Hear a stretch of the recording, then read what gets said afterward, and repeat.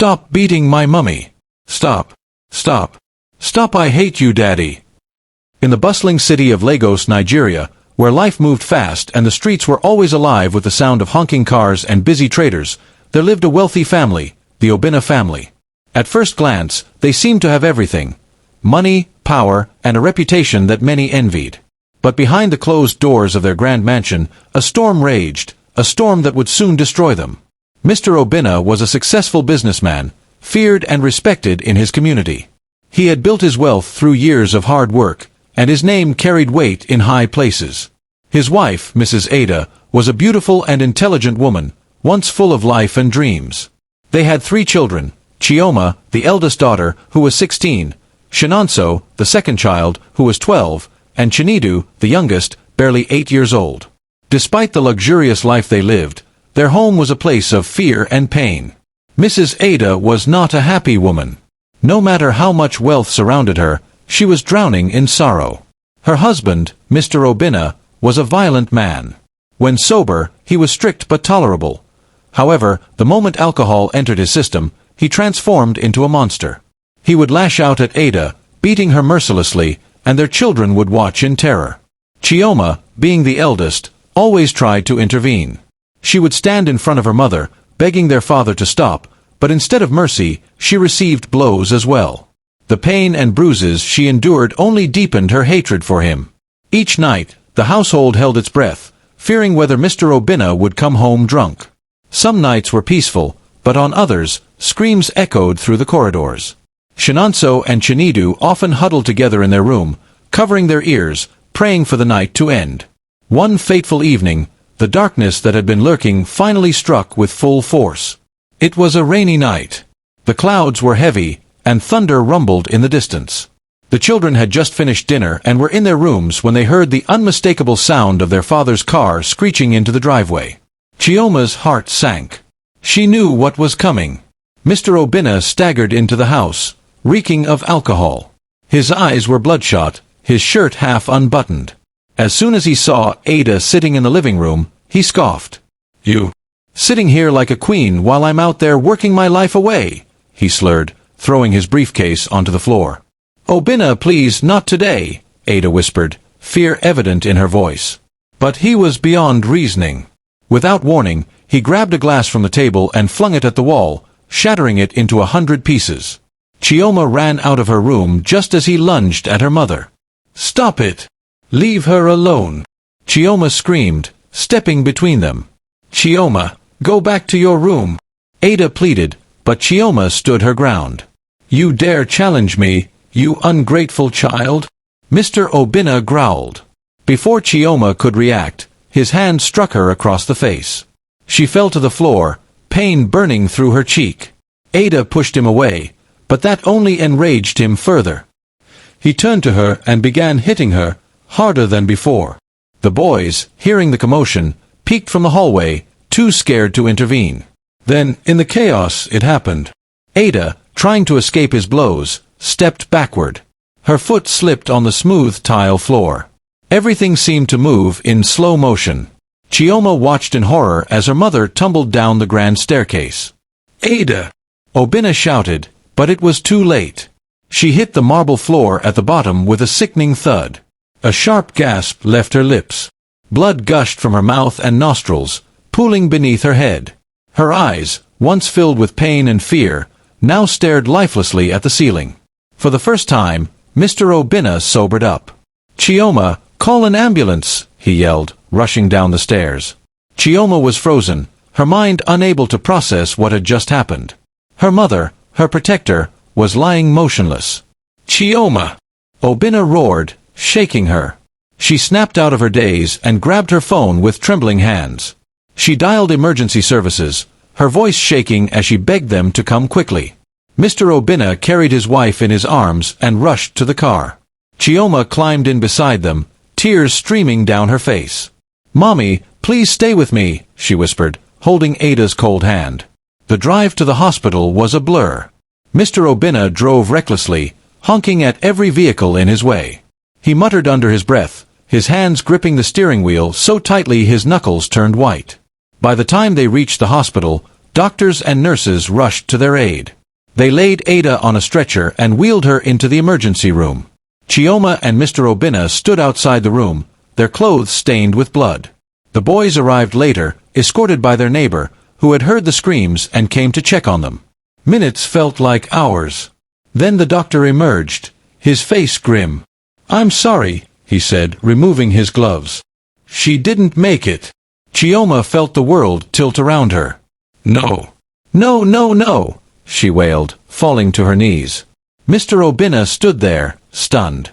His wife, the woman he had spent years hurting, was gone. And it was all his fault. A deadly silence fell upon the family. The Obinna family was drowning in sorrow. The death of Mrs. Ada cast a dark shadow over their once lively home, leaving behind an emptiness that could never be filled. The house, once filled with the warm laughter of a mother, now stood cold and lifeless. Chioma, the eldest daughter, was the most affected. She had witnessed everything, the fear in her mother's eyes, the pain, the fall, the blood. And worst of all, she had seen her life slip away right before her. But beneath her grief, another emotion burned deep within her, anger. She was furious at her father, Mr. Obinna, for all the years of abuse. For every slap, every bruise, every night her mother had cried herself to sleep. She wanted to hate him, to make him pay for everything he had done. But despite her rage, she couldn't bring herself to report him to the police. No matter how much he had hurt them, he was still her father. Still, she made a silent vow that night, standing by her mother's grave as the final handfuls of soil were thrown onto the coffin. "I will never let any man treat me the way my father treated my mother." That promise became her purpose. When Chioma gained admission into the university, she took steps to make sure she would never be a victim of domestic abuse. She joined a gym and began intensive training, pushing her body beyond its limits. She learned self-defense, practiced boxing, and attended physical combat training classes. Every punch she threw at the punching bag was for her mother. Every kick, every push-up, every weight she lifted was fueled by her determination never to be weak. While other girls worried about fashion and social media, Chioma was learning how to fight, how to break free from any grip, how to disarm an attacker in seconds. She was no longer the helpless girl who had watched her father beat her mother. She was becoming something else, something stronger. By the time she graduated from the university with a degree in law, Chioma was a different person. She had transformed herself into a woman who feared no man. Her two younger brothers, Shinonso and Chinidu, had traveled abroad for their studies, leaving her alone in Nigeria. But Chioma didn't mind. She was focused on her future.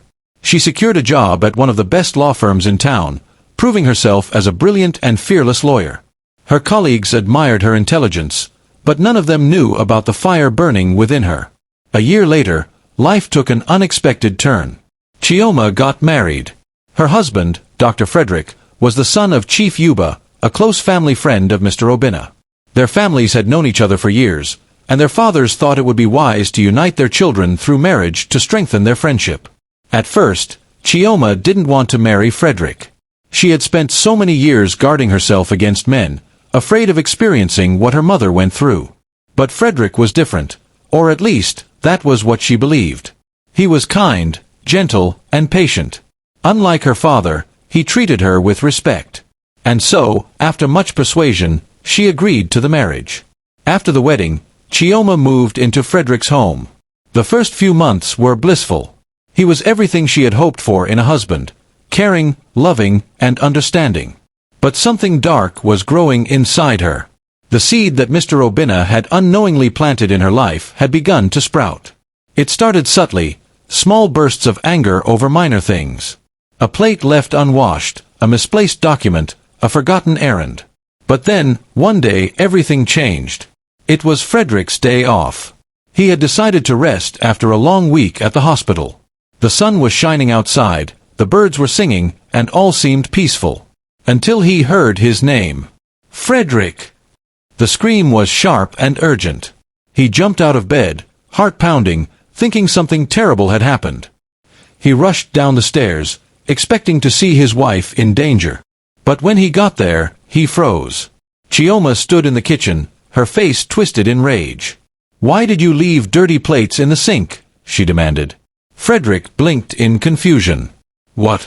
I was going to wash them later, he said, trying to calm her down. Later? Is that what you're telling me? She snapped, stepping closer. Chioma, please, it's just... Slap. The sound echoed through the house. Frederick stumbled back, stunned. His wife, his loving, gentle Chioma, had just slapped him. Chioma, what? Slap. She hit him again, harder this time. He raised his hands in defense, but she was too quick, too strong. Before he could react, she launched at him, hitting him over and over. Frederick had never felt so powerless in his life. By the time she stopped, he was bruised and breathless, leaning against the kitchen counter for support. Chioma stood there, chest heaving, eyes burning with an emotion she couldn't even explain. And then, just as suddenly as it started, she broke down in tears. Oh my God! Frederick, I'm so sorry, she sobbed, reaching for him. I don't know what came over me. Please forgive me. Frederick didn't say a word. He just stared at her, too shocked to process what had just happened. To make up for it, Chioma bought him expensive gifts and showered him with affection. She promised him that it would never happen again. But it did. Over time, the violence became a pattern. She would get angry over little things, if he forgot to call her, if he came home late, if he didn't do the chores properly. And each time, she would beat him mercilessly. Frederick, a grown man and a respected doctor, was now a prisoner in his own home. He did all the house chores, not out of love, but out of fear. He walked on eggshells, careful not to trigger her wrath. Whenever she finished beating him, she would cry, beg, and buy him gifts. And each time, he forgave her. Because he loved her. Because he still saw the Chioma he had fallen in love with. But what he didn't realize was that the woman he had married, the sweet, loving Chioma, was gone.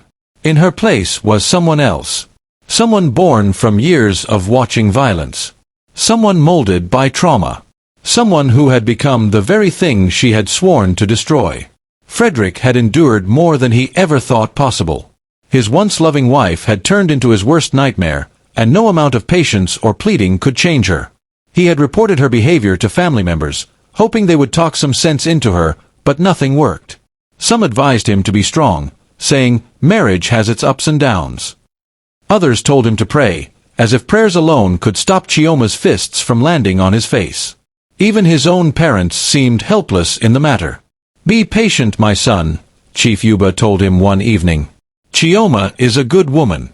Maybe she's just going through a phase. A phase. Frederick wanted to scream. How could they be so blind? How could they not see the scars on his body, the fear in his eyes? His mother, on the other hand, was more understanding. Leave my son, she whispered to him one day when they were alone. No man should live in fear of his own wife. Find a way to escape before it's too late. But Frederick wasn't ready to give up. He still loved Chioma. He still held on to the hope that she could change. That hope shattered completely on the day everything fell apart. It was a Monday morning, and Frederick was supposed to resume work by 9 a.m. There was an emergency at the hospital, a critical patient who needed immediate attention. He was rushing to get ready when Chioma's voice stopped him. Where do you think you're going? She asked coldly, arms folded. I have to go to work, Chioma. There's an emergency, he said, pulling on his coat. Have you prepared lunch? Frederick turned to her in disbelief. Chioma, please. I don't have time for this. A patient's life is at stake. And what about me? She snapped. Am I not important? You're always running off to your precious job and neglecting your responsibilities at home. I will cook when I get back, he pleaded, glancing at the clock. But Chioma wasn't listening. Before he could react, she marched to the front door, turned the key in the lock, and put it in her pocket. You're not going anywhere until you make lunch, she said firmly. Frederick felt his chest tighten.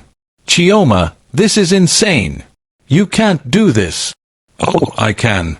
And I just did. He spent the next hour begging her, trying to reason with her, but she wouldn't budge. By the time she finally allowed him to leave, it was too late.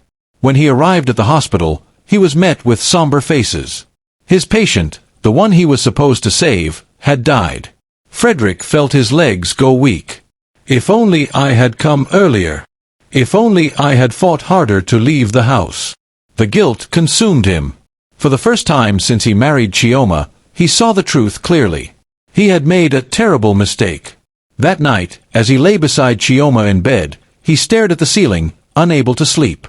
His heart was heavy with regret. He realized he had been trying to save a marriage that was already dead. He had to leave. The next morning, Chioma woke up feeling well-rested. She stretched lazily before turning to where Frederick usually lay. But the bed was empty. Frowning, she sat up and noticed a small note on his pillow. Her heart pounded as she reached for it, unfolding the paper with trembling hands. I can't do this anymore, Chioma. I tried, but I have lost myself in this marriage. I hope one day you understand why I had to leave. Please, don't look for me. Frederick. Chioma blinked, reading the note again and again. He left. No. It wasn't possible. He wouldn't dare. She jumped out of bed and ran to the living room. His shoes were gone. His work bag was missing. She dashed into the kitchen, checked the guest room, even the bathroom, nothing. Frederick was truly gone. A sharp pain shot through her chest. She clutched the note tightly, her breath coming in short gasps. No, no, no, no. She grabbed her phone and dialed his number. The line rang endlessly before going dead. She called again. And again. Finally, the voice message came through. The number you're trying to reach is currently switched off. Chioma dropped the phone, staring blankly at the floor. She had never once considered the possibility that Frederick would leave. No matter what she did, he always stayed. He always forgave. But now, he was gone. Just like that. She reported his disappearance to his family, hoping they would know where he was. But no one had seen him. Not even his parents. Desperate, she went to the police, filing a missing persons report. Weeks passed. Then months. Nothing. Frederick had disappeared without a trace. Chioma spiraled into depression. She barely ate, barely slept. The house felt unbearably empty. She had spent years controlling Frederick, breaking him down, and now that he was gone, she realized too late what she had done. Eventually, she tried to move on. But society never forgets. Men avoided her like a plague. Her reputation followed her everywhere. Everyone knew what she had done to Frederick. They knew how she had humiliated him, how she had turned a respected doctor into a battered husband. No man wanted to come close to her. She tried dating, but the moment they found out about her past, they disappeared. Years passed, and loneliness became her only companion. The woman who had once vowed never to be a victim, had now become a prisoner of her own making. Chioma never imagined that she would end up alone. She had spent her whole life preparing to be strong, to never be a victim. But in the end, she had become something much worse, a woman consumed by her own darkness. Years passed and the world moved on. Her younger brothers, Shinonso and Chinidu, returned from abroad, both successful in their careers. But their relationship with her was strained. They had heard the stories, seen the whispers in the eyes of people whenever Chioma walked past. They tried to reconnect with her, but she had changed too much. Her job at the law firm suffered as well. Colleagues avoided her, clients hesitated to trust her. The whispers never stopped. That's the woman who used to beat her husband. She tried to act like she didn't care, but deep inside, the shame burned her. One by one, her friends distanced themselves. Invitations to weddings, birthdays, and social events stopped coming. She had built walls around herself, and now, she was trapped inside them. The nights were the hardest. She would lie in bed, staring at the ceiling, remembering Frederick. Remembering the way he had looked at her with love before fear replaced it. Remembering how she had broken the one person who had truly cared for her. She wondered where he was. Was he happy? Had he found someone else? Did he ever think about her? She had no answers. And so, her life became a routine of loneliness. Work. Home. Silence. Until one fateful evening. It was raining heavily when Chioma stopped by a small pharmacy to buy painkillers. Her head had been throbbing all day, and she needed something to ease the ache. She was standing at the counter, waiting for her change, when she heard a familiar voice. Dr. Frederick, Here's your prescription." Chioma's heart stopped. Slowly, she turned toward the voice. And there he was. Frederick. She almost didn't recognize him at first. He looked different, happier, healthier. There was a peace in his eyes that she had never seen before. And beside him stood a woman. She was holding a baby. Their baby. Chioma's vision blurred as realization crashed over her. Frederick had moved on. She felt the walls closing in around her, her breath coming in short gasps. For a moment, she considered running, hiding before he could see her. But it was too late. Frederick turned. Their eyes met. For a long moment, neither of them spoke. Then, he gave her a small, polite smile. Not out of love. Not out of hatred. Just indifference. And that was when it hit her. She had spent years regretting, waiting, hoping that somehow, life would give her a second chance. But life had already moved on. And now, so had Frederick. The woman beside him touched his arm, whispering something in his ear. He nodded, took the baby from her, and together, they walked out of the pharmacy, disappearing into the rain.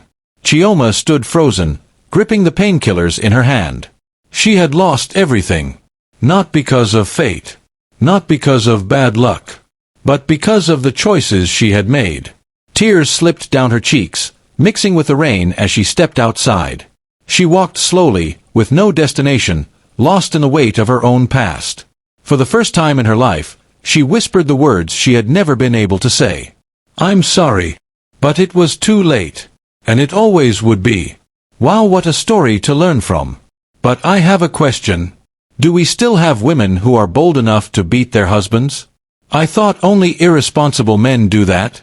If you have any experience of such, kindly share with us in the comments section. If you have watched to this level, kindly support my channel by hitting the subscribe button, like my video and share this video to as many persons as possible. See you in my next episode.